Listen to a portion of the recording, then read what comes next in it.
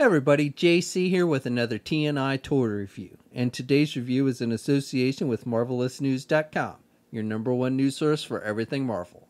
And for today's review, we're going to be taking a look at the brand new Marvel Legends 6-inch Guardians of the Galaxy comic book Adam Warlock figure from Hasbro. Now this figure comes packaged in the same style packaging we see with all the Marvel Legends. You've got the Legends series logo up at the top, the figure's clearly displayed. You've got the Guardians of the Galaxy comic book logo down below, and then this figure is listed as one of the Cosmic Protectors because he shares the same packaging as Ex Nihilo, which we looked at the other day. So on one side you've got some artwork for Ex Nihilo, and then the other side you've got artwork for Adam Warlock. On the back of the packaging you have a look at both figures, a brief bio in multiple languages, and then down below a look at all the figures in the wave that you need to get in order to complete the Mantis Build-A-Figure. Alright, let's get this open and take a look at what's inside. Okay, so here's a look at the figure outside the packaging along with the other contents. Now first of all, let me just say a big thanks to the folks at Hasbro for sending me this figure so I could review it for you guys.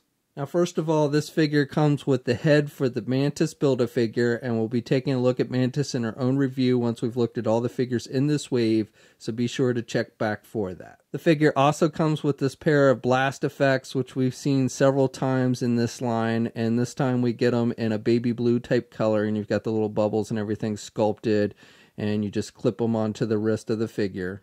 Now on this one with the left hand, which has the fingers kind of sticking out, you may want to pop the hand off and slide it over the arm and then put the hand back on. That's the easier way to attach it with that one. This one, the closed-fisted hand on the right, you can just slide it over the fist. It's not a big deal.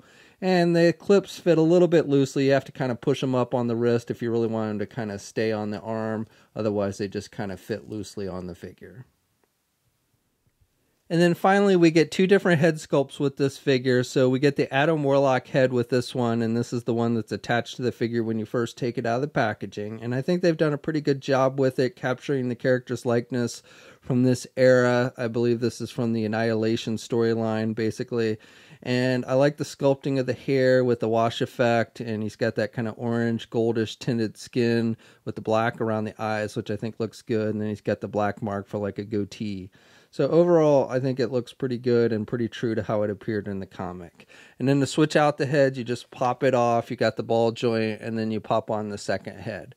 Now, the second head is the Magnus Head, which is basically, if you're not familiar with the Magus character, it's a future evil version of Adam Warlock. And he's appeared multiple times throughout the Marvel comic history with Adam Warlock. He was in the Infinity Gauntlet storyline and everything. So it's actually kind of a totally separate character, even though it's a future version of the same character. So I like that they gave us the second head. And the main difference between, you know, the look of Adam Warlock and Magus is the skin tone. He's got that purple skin with the whitish hair. Again, you got some nice wash effect. And then he's got the red eyes with the black around it. So I like the detailing. And I actually like this head sculpt a little better than the Adam Warlock. I just think it looks better and more evil with the grin and everything. I don't have the actual previous Adam Warlock figure that Hasbro released, but if you do have that one, then I think definitely it's better to keep your Magus head on this one so you have the two different figures. So for the figure itself, this is a reuse of our friend the Bucky Cap mold, which we've seen many times in this line. You've got the hole in the back there, and I think it works pretty well with this character. I like the paint applications on the figure with the black and red. It's pretty solid. I got a little bit of scratching on this one hinge joint on the right hand, but otherwise pretty solid with the black and red. You've got this belt piece that's got the metallic gold, and you've got some nice sculpting detail there. And then you've got this loin type cloth that covers his front, which is made with that vinyl type rubber material. No coverings on the back. He's got the left hand, which I believe was originally used with the Spider-Man figure, if I'm not mistaken. And then you've got the closed fist on the right hand. So again, I like the detailing, and even though it's a reuse of the Bucky Cap mold, I think it works well here, and I think it looks pretty true to how he appeared in the comic book. So this figure stands just under 6 1/4 inches tall. So I apologize, as I mentioned before, I don't have the previous Adam Warlock figure that Hasbro released, but here's a comparison with the Hasbro Thanos Build-A-Figure.